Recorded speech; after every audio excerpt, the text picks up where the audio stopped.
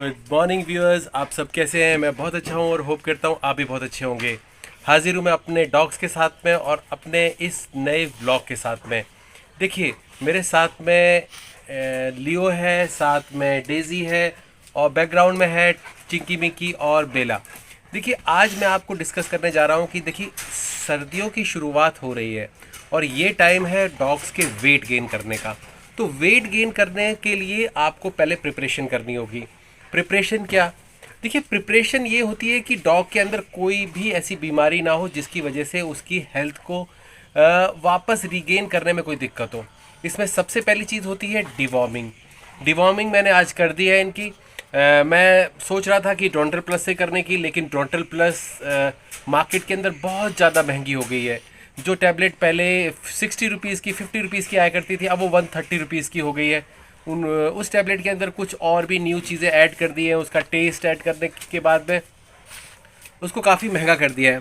तो आज मैंने एक नई टैबलेट यूज़ की है सावा कंपनी की, सेम सॉल्ट के साथ में, और देखते हैं इसका कैसा रिज़ल्ट रहता है। मैंने सुना है कि लोग कहते हैं अच्छा रिज़ल्ट है।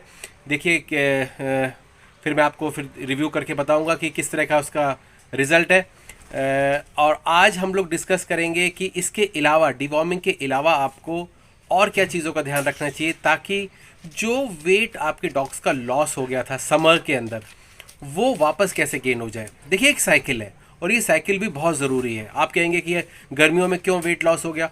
गर्मियों में वेट लॉस करना, आप इसे एक अपॉर्चुनिटी की तरह लेके चलिए कि डॉग का एक्सेस वेट है वो वापस से कम हो जाता है।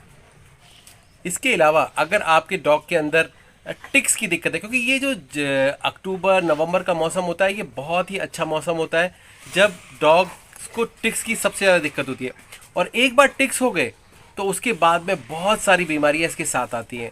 बहुत सारी बीमारियों में सबसे पहली बीमारी है टिक फीवर, उसके बाद में स्किन इश्यूज सबसे ज़्यादा टिक्स की वजह से आते हैं, और उसके बाद में बबेसिया, टिक फीवर जिसे हम सब जानते हैं। और इसके अलावा भी बहुत सारी बीमारियां हैं जो टिक फीवर से मिलते जुलते सिम्टम्स की होती हैं और जो ब्लड टेस्ट के बिना पहचान में नहीं आती। डॉग धीरे धीरे कमज़ोर होता चला जाता है, उसके लीवर के ऊपर, किडनी के ऊपर और बाकी बॉडी पार्ट्स के ऊपर बहुत ही एडवर्स असर पड़ता है।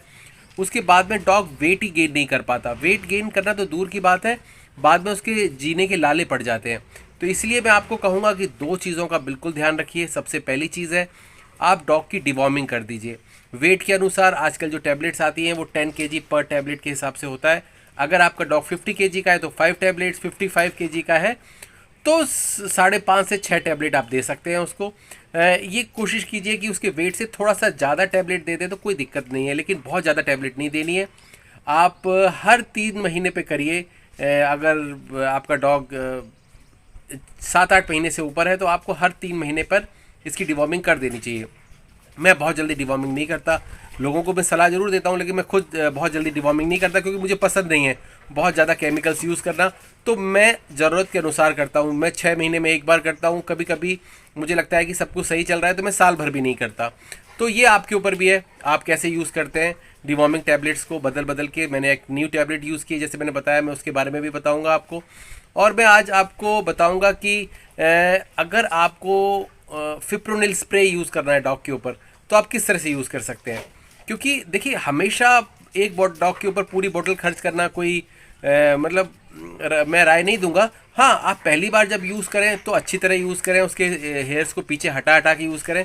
उसके बाद में जब आप यूज़ करें तो आप इस तरह से यूज़ करें कि ज़्यादा केमिकल भी बॉडी के ऊपर ना लगे और आपका काम भी हो जाए। तो आज मैं दिखाऊंगा क्या मेडिसिन मैं यूज़ कर रहा हूँ और किस तरह से यूज़ करनी चाहिए। ये दो तरीक़ों से आप 60 to 70% डॉग्स की हेल्थ के इश्यूज़ को कंट्रोल कर सकते हैं। पहली बात, स्किन इश्यूज़, टिक्स, बाइट्स और फ्लीज, इससे बच जाएगा आपका डॉग। दूसरा, डिवॉर्मिंग की वजह से जो अंदर के जो पेट के कीड़े होते हैं उनसे बच जाएगा। ये दोनों की वजह से आपके डॉग के अंदर लगभग 70 to 80% बीमारियां दूर हो जाएंगी।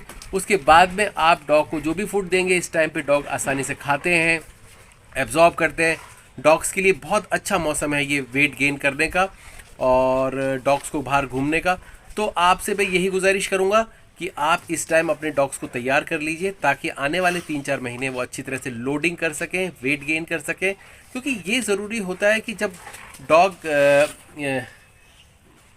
जब डॉग्स को गर्मी में बहुत ज़्यादा डिहाइड्रेशन होता है, उनकी साइकिल जो होती है वेट की वो डिस्टर्ब हो जाती है, तब वो वेट लूज़ करते हैं। तो इसलिए हमें थोड़ा सा वेट गेन करवा के रखना पड़ता है, ताकि थोड़ा बहुत बीमार पड़ने पे, एडवर्स कंडीशन में, गर्मी होने पे डॉग आपका वेट लूज़ भी करे तो उसको बहुत ज़्यादा लॉस ना हो। चलिए आज देखते हैं कि क्या क्या मेडिसिन हमने यूज़ किए हैं। जो डिवॉर्मिंग टैबलेट्स हम लेके आए हैं इस बार वो है सावा कंपनी की, और साथ में जो फिप्रोनिल स्प्रे है वो है मैनकाइंड कंपनी का। तो ये दोनों हम यूज़ करेंगे। वैसे तो मैं मैनकाइंड कंपनी का स्प्रे पहले भी यूज़ कर चुका हूँ।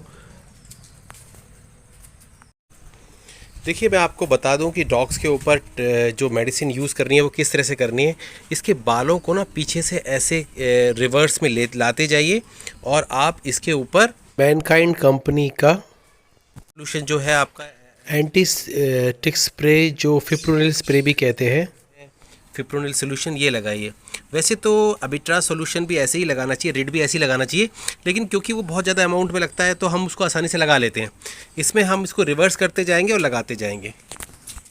डॉग्स के बैक के ऊपर सबसे ज़्यादा टिक्स होते हैं, इसीलिए एक स्ट्रेट लाइन में डॉग्स के बैक के ऊपर हमेशा फिप्रोनिल स्प्रे डालना चाहिए, ताकि फ्यूचर में उसको कोई टिक्स ना हो। होप ये वीडियो आपको इन्फॉर्मेटिव लगा होगा। हम अपने इस चैनल में इसी तरह की वीडियोस लाते हैं जिसके अंदर डॉग्स की जनरल प्रॉब्लम को डिस्कस किया जाता है। अगर आपको कोई भी प्रॉब्लम है तो आप हमें व्हाट्सएप कर सकते हैं, कॉल मत कीजिए क्योंकि अक्सर मैं बिज़ी रहता हूँ। Thank you for watching my channel. Have a good day.